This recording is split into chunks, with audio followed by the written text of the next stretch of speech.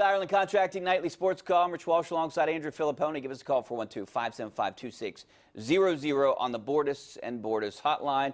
My question right now is, what do you do with Starling Marte? Is it better for the Pirates next year and maybe the next 2 years to keep a guy like him or to trade a guy like him and try to get some prospects here? Well, you keep him. He's the centerpiece of what, a 79-win team, Richie? I mean, what are the expectations for the Pirates in the immediate future?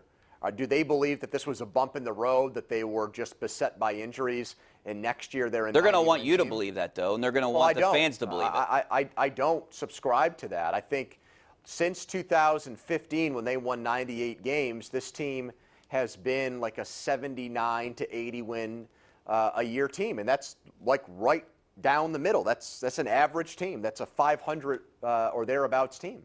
So I think we know what Starling Marte is at this point. He's 30 years old. He's a good player. He has some strengths. He plays a good center field when his head is screwed on right. He can get red hot for 10 to 15 games. And he also has long slumps because he swings at a lot of pitches out of the strike zone. He does not have good plate discipline. And we know that his baseball IQ, that it's just not there on a day-to-day basis. So I think it's easy to fall into the trap right now and say, man, look at this guy, 5'2" player. He's hit the ball like heck in June. This is somebody we should hang on to. But my question is, for what? Are they going to surround Starling Marte in the next couple of years with the players to put them over the top? I have serious But you have a doubts Josh about Bell that. who's young. I mean, who's in his prime right now, and you kind of want to build around him. And if you trade him away, if I'm playing devil's advocate here, if you trade him away, Starling Marte that is, and you get some younger prospects and maybe some high-end, double-A guys that are potentially going to be stars, now you're 2 years away, and Josh Bell's going to be gone. What are Could they? potentially be gone. But what are they, Richie? Are they a pitcher away? I mean, what is, as we look at this team right now, what is keeping them from being a pennant contending team? I think an ace, one. I mean, they're hard to get, but if you're gonna ask me what I would want, maybe one or two starting pitchers that are 2 or 3 guys, like the Trevor Williams type guys, 2 of those guys. And obviously, I think now you need a bullpen arm. You need a high leverage arm, not a Richard Rodriguez, maybe not a Kyle Crick. Well, again, I think this goes back to, do we trust the people who are in charge, who are overseeing the development of these players? Because Mitch Keller, the industry, the scouting people, the prospect list people tell me that he should come up here and he should have a tremendous effect on this team. Yeah. He was ranked with guys like Blake Snell and Walker Buehler and some of these pitchers that have come up, and in Snell's case won a Cy Young, and in Buehler's case is maybe the third starter for the Los Angeles Dodgers. He's a front-end prospect. Okay, so when you've got Jameson Taillon before he gets hurt, he pitches to a 4 ERA. Joe Musgrove's career ERA as a starter in Pittsburgh is over 4. Archer's is over 5. Like, at some point, Richie, they talked a big game with these pitchers before the season started, and it has not come to fruition. So when it fails, when it doesn't go their way, who is held ultimately responsible for that? Is there any accountability over there that they thought they had the Atlanta Braves rotation from the 1990s, and right now they've got the worst ERA in all of baseball? I'll give him somewhat of an excuse for the injuries. What's somewhat the excuse of a pass. with Musgrove? What's somewhat the excuse of a pass. with Archer? You're right, but somewhat of a pass with injuries. Let's go to Bill in Greenville. What's up, Bill? Hi, Bill. Hey, guys. I haven't called a sports talk show since Myron Cope on sports.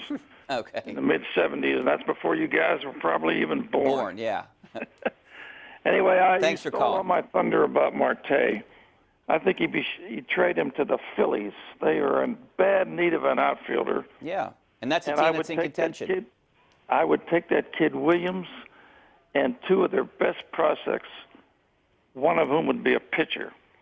And the second trade I would make is Vasquez to the Braves. They need a closer.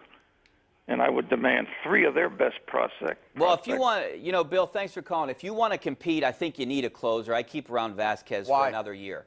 Well, I think he'd get your best value in return. But if you want to compete next year, you need Vasquez. So you're convinced that next year they're going to come back and win like 88 or 89 games? I thought they were a mid-80 win team this year, and I'm not just drinking the Kool-Aid. I really did. I mean, without all these injuries, they would have been What competitive. are the 2 games over 500-ish. So give me the injury in terms of their lineup, the hitters that have gotten injured that have negatively affected the team.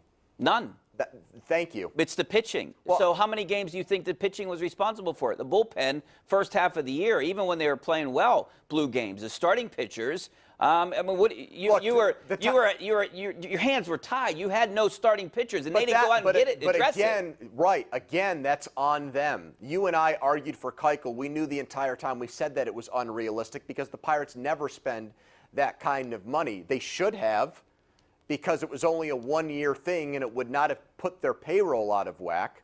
But if you look at internally, the fact that 1 or 2 guys would go down and really nobody was there, and I know Brault has figured it out a little bit since, but let's face it.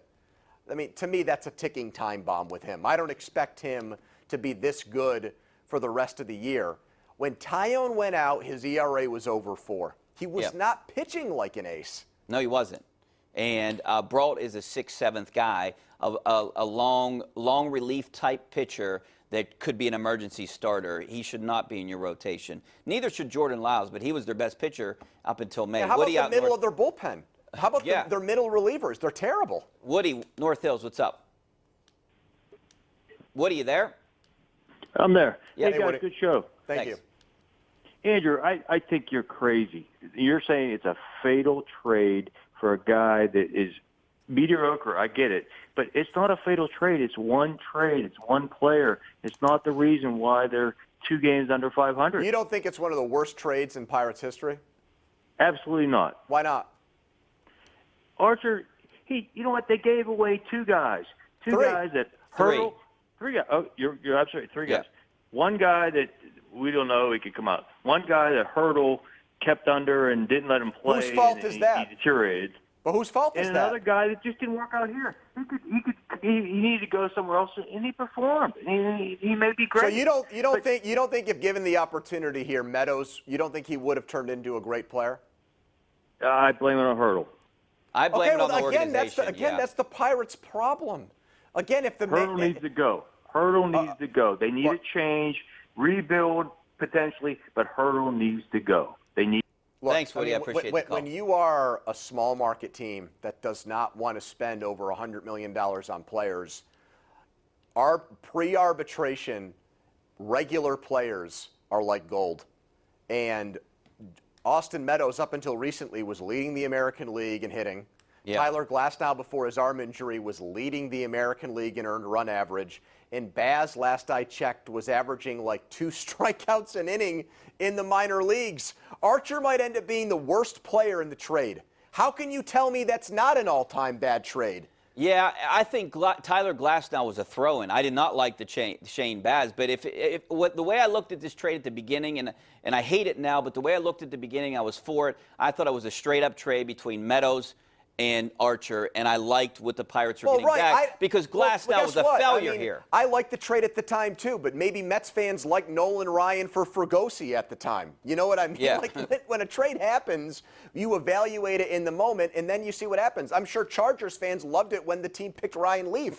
But you have to watch and see how a trade plays out. And I don't know how you could describe this as anything other than a disaster.